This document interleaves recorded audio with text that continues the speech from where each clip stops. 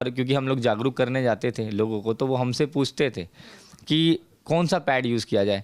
तो अगर हम कोई बहुत अच्छा पैड यूज़ करने के लिए बोलते थे तो वो बहुत ज़्यादा कॉस्टली होता है। तो लाभ कमाने से अच्छे सबसे पहले हमारे कंज्यूमर का लाभ होना बहुत ज़रूरी है। तो हम अच्छी चीज़ देना चाहते हैं, तो हमने उस चीज़ की रिसर्च करी और एक बेहतरीन ऑर्गेनिक पैड निकाला। देखिए, ये आप पे फोकस कीजिए, ये हमारे नवरत्न हैं, मतलब जो बहुत बेहतरीन कार्य करते हैं यही हमारे सेलिब्रिटी हैं, ठीक है। तो ये महिलाएं रोजगार ले रही हैं और बहुत अच्छा पैसा कमा रही हैं। क्योंकि हमारी टीम में सारे मेल्स थे, फीमेल्स बहुत कम थी।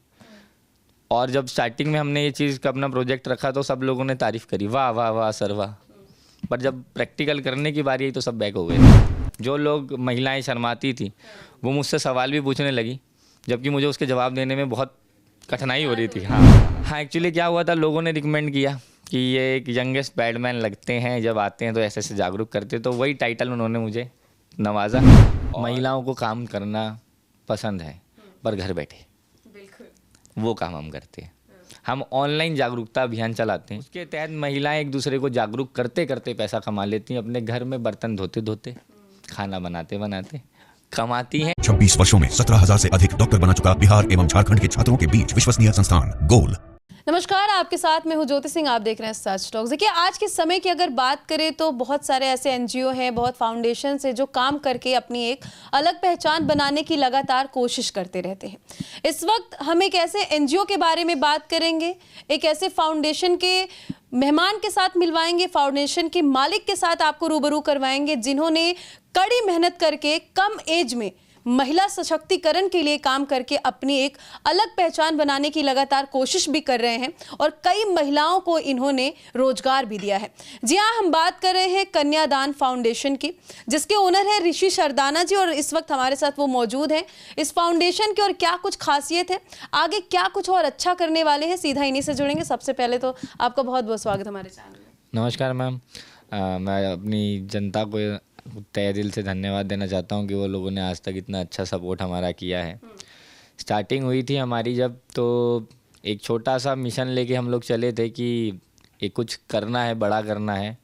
और कहने का मतलब ये है कि इसमें रोकूंगी, मैं सवाल करूंगी फाउंडेशन से भी रिलेटेड। उससे पहले मैं ये चाहती हूँ कि आप थोड़ा अपना इंट्रो पहले दें और अपनी एज भी बताएं।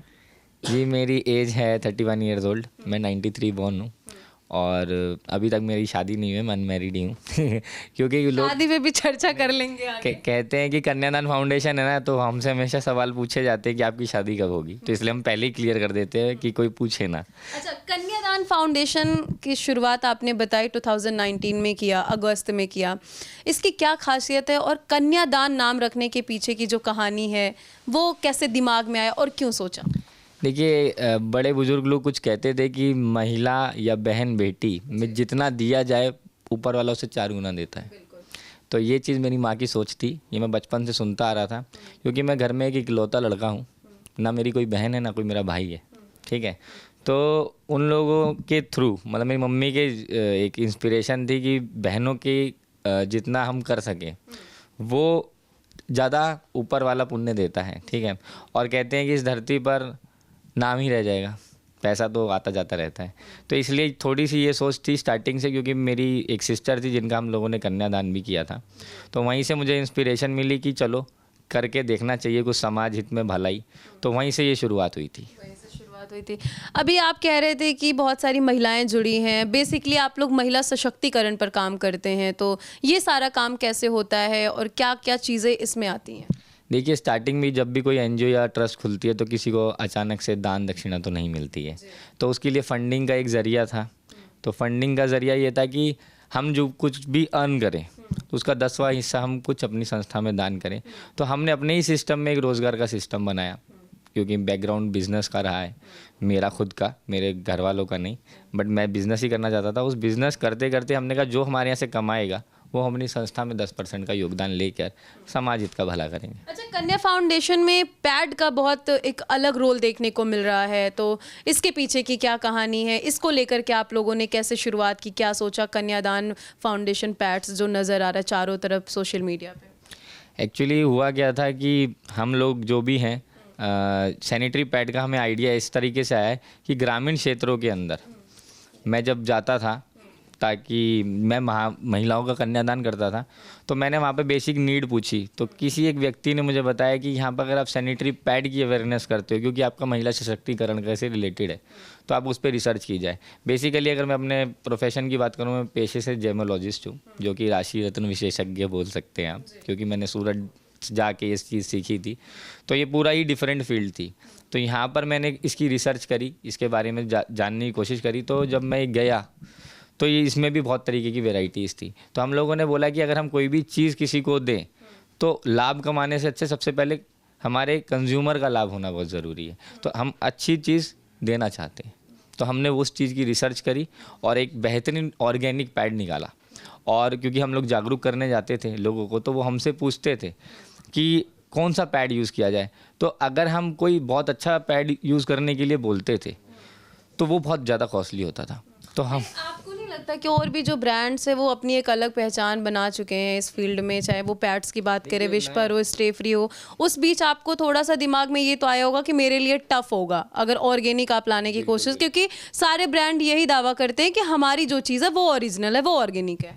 देखिए, वो तो जब टेस्टिंग करते हैं तो पता चली जाती है कि क्या चीज़ ऑर्गेनिक और क्या चीज़ नहीं है। बट मैं आपको छोटा सा एक बिज़नेस का उदाहरण देता हूँ। जब भी कोई कंपनी आती है, ठीक है, वो हमेशा पहले प्रोडक्ट क्वालिटी पे ही ध्यान देती है और प्रोडक्ट क्वालिटी बेस्ट देती है। बट जब वो ब्रांड बन जाती है तो वो क्वालिटी घटा देती है और एडवर्टीजमेंट में पैसा कहीं करती ना कहीं ये कह सकते हैं कि इस फाउंडेशन में अगर महिलाओं के प्रति काम करने की शुरुआत हुई तो वो इस पैड को लेकर के आप लोगों ने जो पहला पॉइंट है वो शुरू किया। देखिए, सोशल वर्किंग करने का मैंने एक चीज़ देखी कि आप मार्केट में कितना मर्जी फंड ले आओ, वो कम ही पड़ेगा, क्योंकि हर किसी को नीड होती है। तो हमने सोचा कि लोग खुद से सक्षम हो जाए, ऐसा काम किया जाए। ये सबसे बड़ा सोशल वर्क है। अगर कोई इसको करने में थोड़ा मन में कुछ आया नहीं कि थोड़ा अजीब लगेगा, एम्बैरसिंग लगेगा महिलाओं को जागरूक करना? और आपने कहा कि ग्रामीण में जा करके, क्योंकि कहीं छोटे छोटे गांव में आप जाते हो तो जो हमारी मम्मियाँ होती हैं, आंटी होती हैं, वो इन चीज़ों को पुरुषों को से बताने के लिए थोड़ा मना करती हैं कि पर्दा करो, शर्म करो। वहाँ पे जाके आपने लोगों को जागरूक किया, उस चीज़ को थोड़ा सा क्या क्या चैलेंजेस फेस किया वो बताना। एक्चुअली क्या हुआ कि हमारी टीम में सारे मेल्स थे, फीमेल्स बहुत कम थी। और जब स्टार्टिंग में हमने ये चीज़ का अपना प्रोजेक्ट रखा तो सब लोगों ने तारीफ़ करी, वाह वाह वाह सर वाह। पर जब प्रैक्टिकल करने की बारी आई तो सब बैक हो गए थे, कहने लगे हमारे यहाँ नहीं हो सकता। तो वही एक बहुत बड़ा चैलेंज था। और मैंने जब लॉन्च कर दिया था, पैकेजिंग हो गई थी, अब प्रमोट करने की अपने साथ छोड़ दिया। सब ने कहा सर आप आइए, आप तो फ़ोन पे ज्ञान दे रहे हैं तो आप करिए। तो हमने कहा ठीक है, ट्राई करके क्या जाता है। तो पहले ही दिन मैंने माफ़ी पहले ही मांग ली थी, जब मैं 35-40 महिलाओं को समझाने गया था कि मेरे से कोई भूल चूक हो जाए तो माफ़ कर देना बेटा, समझ के। तो वो चीज़ दिन था जब मैंने शुरुआत कहाँ से करी थी? ये गोरखपुर महाराजगंज से करी थी। वहीं पे जाके मैंने सबसे पहला अपना लोगों को जागरूक करने का अभियान किया था। अब वहाँ पे पहुँचने के बाद डर भी लग रहा था, बट मेरे को कॉन्फिडेंस कैसे आया जब वहाँ पे तालियाँ बजी कि ये बहुत अच्छा काम लेके आए हो। जो लोग महिलाएं शर्माती थी वो मुझसे सवाल भी पूछने लगी, जबकि मुझे उसके जवाब देने में बहुत कठिनाई हो रही थी। हाँ, बट वो मुझे लगा कि मेरे लिए सबसे वो बेहतरीन दिन था कि पहली सीढ़ी चढ़ी थी। और मैंने अपने साथ साथ और लोगों को भी, पुरुषों को जो मतलब मेरे से बहुत छोटी एज में 19 साल के, आपको अवार्ड भी दिया गया था, वो थोड़ा दर्शकों को रूबरू करवाइए। हाँ, एक्चुअली क्या हुआ था, लोगों ने रिकमेंड किया कि ये एक यंगेस्ट बैडमैन लगते हैं, जब आते हैं तो ऐसे ऐसे जागरूक करते, तो वही टाइटल उन्होंने मुझे नवाजा। और अच्छी बात ये नहीं है कि मुझे मिला खिताब, मैंने अपने साथ साथ पुरुषों को जागरूक किया सबसे पहले, और पुरुष आगे हैं। अभी भी गांव में कुछ ऐसे पुरुष हैं जिनके थॉट्स वही है, वो बदल नहीं रहे। मैंने गांव में एक बहुत अच्छी चीज़ भी देखी थी, जेंट्स ही लेडीज़ के लिए सैनिटरी पैड लेने जाते हैं। तो मैंने ये भी सोचा कि ये भी एक अच्छी बारीकी है कि तो देखिए, इनसे बात करने का जो हमारा उद्देश्य है कहीं ना कहीं जागरूक करने का है। ऐसा आप मत सोचिएगा कि एनजीओ के हैं तो हम इनका प्रचार प्रमोशन कर रहे हैं। इस चीज़ को लेकर के, सैनिटरी पैड को लेकर के कहीं ना कहीं ये लोगों को जागरूक करते हैं। आपने बताया था ऑफ स्क्रीन की बहुत सारी महिलाओं को आप लोगों ने रोजगार दिया है, कितनी महिलाएं जुड़ी? देखिए, ये आप पे फोकस कीजिए, ये हमारे 9 रत्न हैं, मतलब जो बहुत बेहतरीन कार्य करते हैं यही हमारे सेलिब्रिटी हैं, ठीक है। तो ये महिलाएं रोजगार ले रही हैं और बहुत अच्छा पैसा कमा रही हैं। ऐसा नहीं है कि यही महिलाएं कमा रही हैं, हमारे साथ बहुत सारी महिलाएं जुड़ी हैं। लगभग कितने लोग?